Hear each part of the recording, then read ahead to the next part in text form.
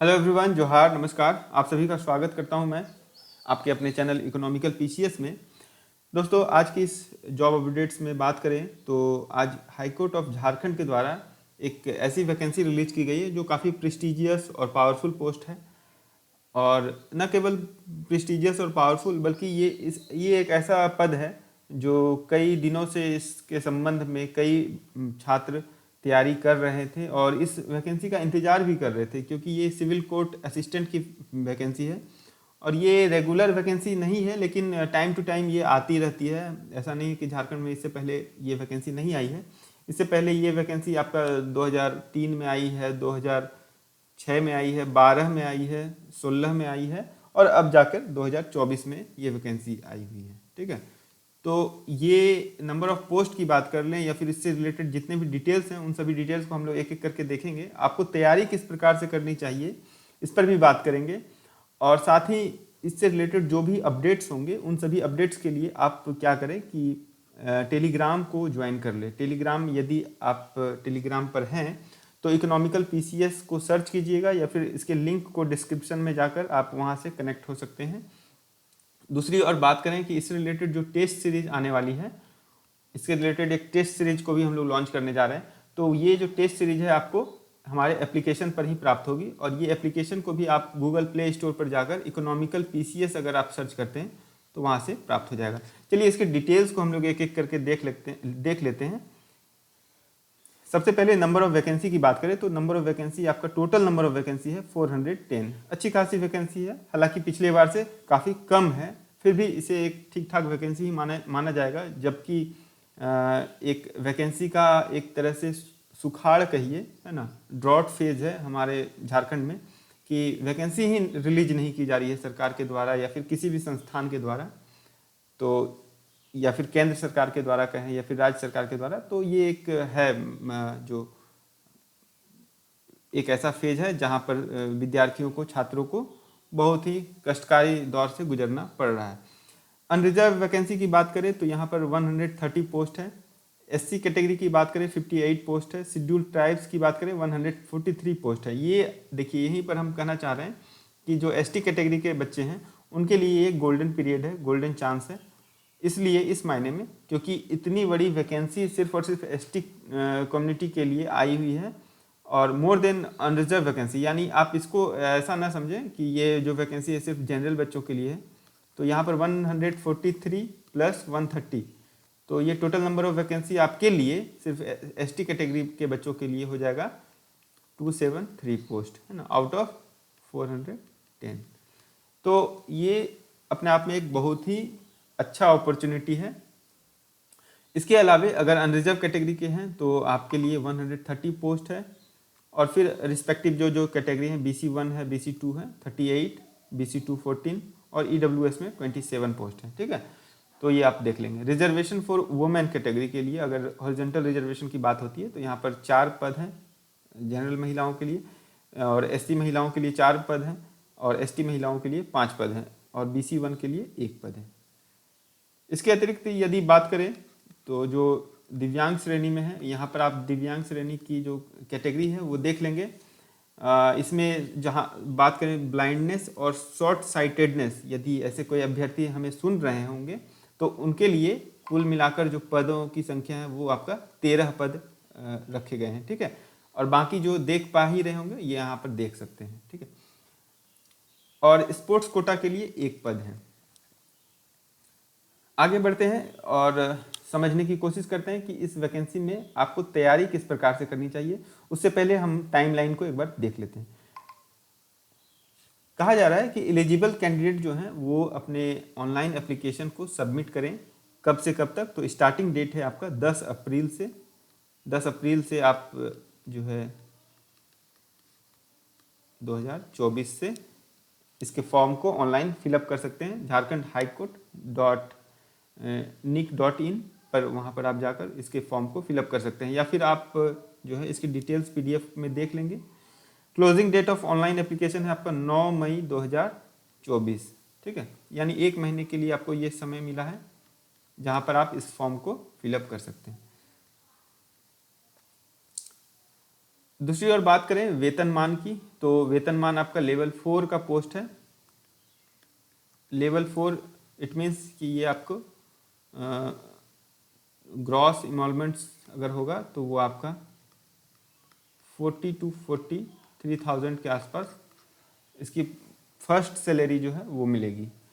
Eligibility की बात करें तो ग्रेजुएशन और equivalent degree from recognised university institution और knowledge of computer operation is essential, यानी अगर आपके पास DCA, CCC या फिर ADCA इस प्रकार के जो भी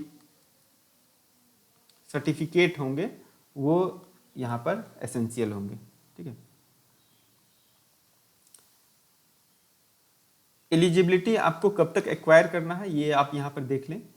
आपको मिनिमम एडुकेशन जो क्वालिफिकेशन है वो आपको before the last date of submission of online application, और last date of apply of सब जो है ऑनलाइन एप्लीकेशन वो है आपका 9 मई, है ना।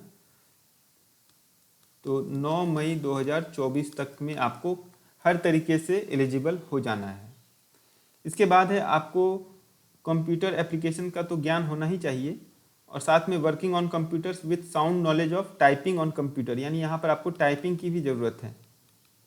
आप एक अच्छे स्तर पर टाइपिंग कर रहे होंगे तो फिर आप ये पद जो है आपके लिए सुटेबल है। 20 वर्ड पर मिनट, बहुत ज़्यादा स्पीड भी नहीं मांगा गया है और बहुत कम भी नहीं, तो ठीक ठाक स्पीड है। इसको आप जो है महीने 2 महीने के अंदर में भी एक्वायर कर सकते हैं, यानी आप प्रीलिम्स या फिर जो रिजल्ट होगा उसके बाद भी आप अगर तैयारी करेंगे तो भी आप इस 20 वर्ड पर मिनट को एक्वायर कर सकते हैं। ठीक है, इसके बाद कुछ डिटेल्स हैं वो आप यहाँ पर देख लेंगे। एज क्राइटेरिया की बात करते हैं। एज क्राइटेरिया जो है वो है आपका 21 ईयर्स मिनिमम एज है, और मैक्सिमम एज है आपका 35 ईयर्स अनरिजर्व कैटेगरी के लिए और EWS कैटेगरी के लिए। 37 ईयर्स है अगर आप BC1 और BC2 में हैं। 38 ईयर्स है यदि आप फीमेल हैं, महिला हैं किसी भी कैटेगरी के। ठीक है, और यदि 40 वर्ष है आपका अगर आप ST और SC कैटेगरी के हैं, मेल हो या फीमेल हो कोई मायने नहीं रखता है। 40 वर्ष है आपका ST और SC कैटेगरी के लिए। BC1 BC2 के लिए है आपका 38 ईयर्स। ठीक है, और 37 ईयर्स है आपका इन केस ऑफ 38 ईयर्स है आपका फीमेल के लिए, सॉरी यहाँ पर फीमेल के लिए 38 ईयर्स किसी भी कैटेगरी के हों other than ST and SC। और यहाँ पर एज ऑन 1 जनवरी 2024 ये कट ऑफ डेट है, ये ध्यान रखिएगा। आपका जो भी उम्र सीमा से संबंधित गणना होगी वो होगी आपका 1 जनवरी 2024 से। ठीक है, इसके अलावा कुछ रिलैक्सेशन है जो आप यहाँ पर देख लें। जैसे पर्सन विथ डिसेबिलिटी हैं, यदि अगर दिव्यांग श्रेणी के हैं तो उन्हें फर्दर 10 ईयर्स का एज रिलैक्सेशन प्राप्त होगा। एक्स सर्विसमैन है तो उन्हें 5 साल का। ठीक है, जो भी रिस्पेक्टिव कैटेगरी में है वहाँ पर। उसके बाद कहा जा रहा है कि ये रिजर्वेशन पॉलिसी जो है ये झारखंड सरकार के अंतर्गत जो निहित प्रावधान है उसी के अंतर्गत आपको रिजर्वेशन पॉलिसी मिलेगी। Merit list will be prepared on the basis of marks obtained in the written test and interview. और रिटन टेस्ट और इंटरव्यू किस प्रकार से होगा उस पर भी हम लोग चर्चा करेंगे अभी। ठीक है, चलिए अब आगे बढ़ते हैं और कुछ जो डिटेल्स हैं वो देख लेते हैं। ये सब जो डिटेल्स हैं आप इसके PDF को एक बार देख लेंगे, और जहाँ पर भी कोई कन्फ्यूज़न होगा इस वीडियो के ही कमेंट बॉक्स पर कमेंट करें, सो दैट कि आपका जो क्वेरी होगा उसको इमीडिएटली रिजॉल्व किया जा सके, बताया जा सके। Enclosure to be submitted in the space provided on the online application form. ये कुछ जो इनक्लोजर्स हैं वो आपको इनक्लोज करना है एप्लीकेशन फॉर्म में, जैसे कि एक स्कैन फोटोग्राफ विथ जो सिग्नेचर है उसके साथ में, है ना, फोटोग्राफ और सिग्नेचर, फिर आपका मैट्रिकुलेशन सर्टिफिकेट और प्रोविजनल या ओरिजिनल आपका डिग्री सर्टिफिकेट यानी ग्रेजुएशन का।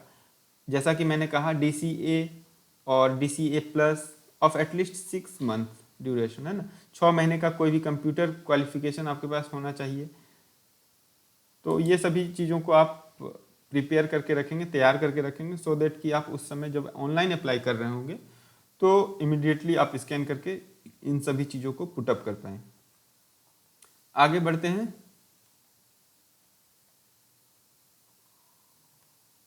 ये कुछ साइज डिटेल्स है। एग्जामिनेशन फ़ी, ये बहुत इंपॉर्टेंट है। एग्जामिनेशन फ़ी है आपका ₹500 for unreserved EWS BC1 BC2 category के लिए। SC और ST कैटेगरी के लिए है आपका ₹125, है ना।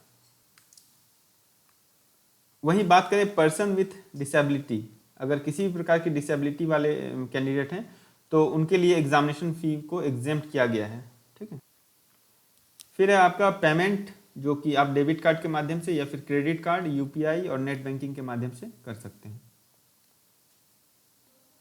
उसके बाद है आपका जो है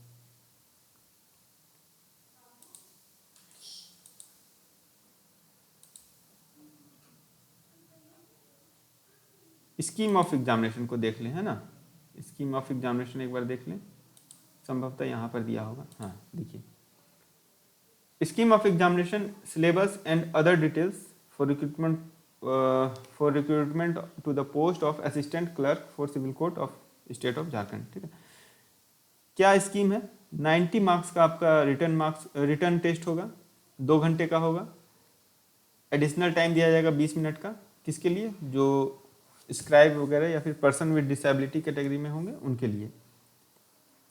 क्वालिफाइंग मार्क्स है आपका अनरिजर्व BC1 BC2 और EWS के लिए 40%, SC ST के लिए 30%, यानी 90 का 40% हो गया 36 और 90 का 30% हो गया 27 और 36 नंबर लाना है, अदरवाइज आपके कॉपी को डिस्क्वालीफाई कर दिया जाएगा, यानी आपके कॉपी को फर्दर इवेल्युएट नहीं किया जाएगा।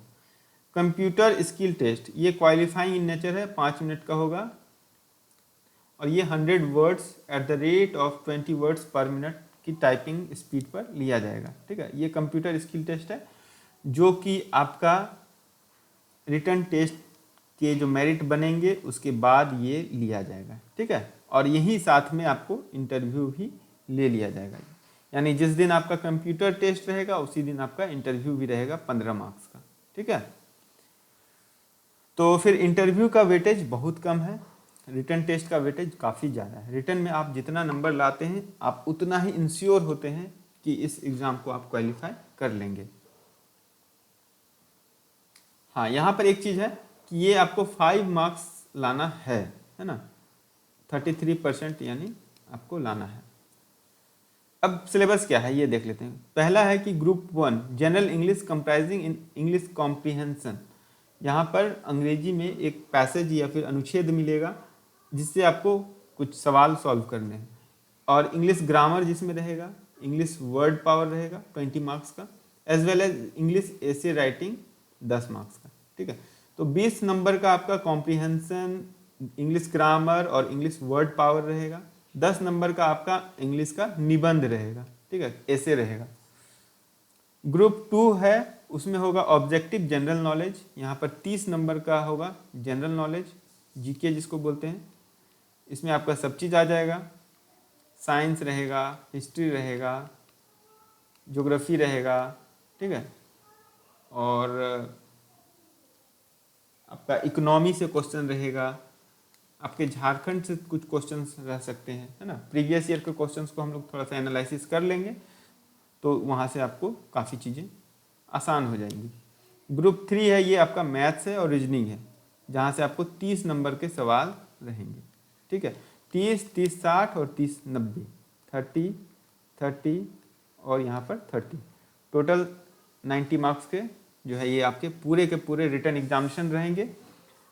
उसके बाद ये आपका कंप्यूटर स्किल टेस्ट लिया जाएगा, और the merit list of the candidates for the purpose of appointment may be prepared on the basis of a written test to be followed by a test for working on computers and knowledge of typing on computers and interview, ठीक है। तो ये ऐसा कहा जा रहा है, only the candidates getting the qualifying marks in the written test shall be called for computer skill test and interview। देखा, मैंने आपको ये पहले ही कहा था कि पहले एक रिटन टेस्ट होगा और उसके आधार पर जो लोग क्वालिफाई करेंगे उन्हें कॉल किया जाएगा कंप्यूटर स्किल टेस्ट के लिए, और इंटरव्यू साथ साथ होगा उसी दिन, ठीक है। और जो ये चीज़ें हैं यहाँ पर डिटेल्स शेयर की गई हैं, ठीक है। तो इस उम्मीद के साथ कि आप इसके सिलेबस को भली भांति समझ गए होंगे। सिलेबस कुछ नहीं है, जीएस सॉरी कंपोनेंट 1 है एक आपका, कंपोनेंट 2 है और कंपोनेंट 3 है, ठीक है। जहाँ पर एक और इंग्लिश पर आपको अच्छा कमांड रखना है, दूसरी और आपको मैथ और रीजनिंग पर, और तीसरा है आपको जीके पर, ठीक है।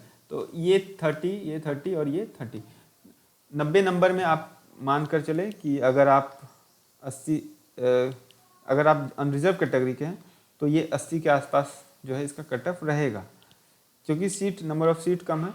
और अगर आप एसटी कैटेगरी के हैं तो आप इसे 70 के आसपास मान कर चलें या फिर 65 के आसपास मान कर चलें कि इसके जो है कट ऑफ रहने के चांसेस हैं, है ना। ये कट ऑफ प्रेडिक्शन हालांकि अभी के समय में संभव नहीं है इतनी जल्दी, और बिना एग्ज़ाम हुए इस बात को प्रेडिक्शन करना मतलब नेक्स्ट टू इम्पॉसिबल है। लेकिन फिर भी पिछले जो जितने बार भी हुए हैं उसके अनुमान के आधार पर जो है ये इस बात का आकलन किया जा सकता है कि कट ऑफ क्या होंगे, है ना, प्रेडिक्शन किया जा सकता है। तो आई होप कि आप इस बात को समझ रहे होंगे कि एक हाई लेवल कट ऑफ का ही एग्जामिनेशन है ये, और इसके लिए आपकी तैयारी भी उसी प्रकार से धारदार और एकदम सटीक होनी चाहिए। ऐसा नहीं कि स्कैटर्ड मैनर में आप तैयारी कर रहे हैं, इधर उधर चीज़ों को पढ़ रहे हैं, तो ऐसा नहीं होना चाहिए। तो आप इसको सेल्फ स्टडी से बिल्कुल कर सकते हैं। जो कुछ जो गाइडलाइन होगा वो आपको यहाँ पर प्रोवाइड कराया जाएगा। साथ ही यहाँ पर आपके लिए जो मैं कर पाऊँगा वो होगा आपके लिए मॉक टेस्ट, है ना। तो आप यहाँ से मॉक टेस्ट ले सकते हैं, एप्लीकेशन पर मॉक टेस्ट मिल जाएगा। जैसे ही ये मई के आसपास जो है इसके मॉक टेस्ट मिल जाएंगे आपको, ठीक है। पहला मॉक टेस्ट जो है मिलना शुरू हो जाएगा। आप इसमें एडमिशन ले सकते हैं, बहुत ही नॉमिनल फीस रखा जाएगा ताकि किसी के लिए हर्डल ना हो, किसी के लिए बाधा ना हो, ठीक है। Okay, thank you and best wishes. आप इस परीक्षा की तैयारी में लग जाएं, क्योंकि देखिए इसकी ज्वाइनिंग जो है मैं एश्योर हूँ कि इसकी ज्वाइनिंग आपको दिसंबर एंड तक देखने को मिल जाएगी, ठीक है, या फिर उससे पहले भी हो सकता है, क्योंकि सितंबर के आसपास इसके एग्जामिनेशन होने की संभावना काफ़ी ज़्यादा है, और दिसंबर एंड तक इसके जो है ज्वाइनिंग हो जाएंगे, क्योंकि ये झारखंड हाईकोर्ट की वैकेंसी है और ये काफ़ी प्रायोरिटी बेसिस वाली वैकेंसी है, इसीलिए इसे इलेक्शन के टाइम में लाने की ज़रूरत पड़ी है। समझ रहे हैं ना आप। तो इस बात की गंभीरता को समझें और तैयारी में लग जाएं, ठीक है। Okay, thank you, have a good day, और इसकी तैयारी शुरू कर दें। धन्यवाद।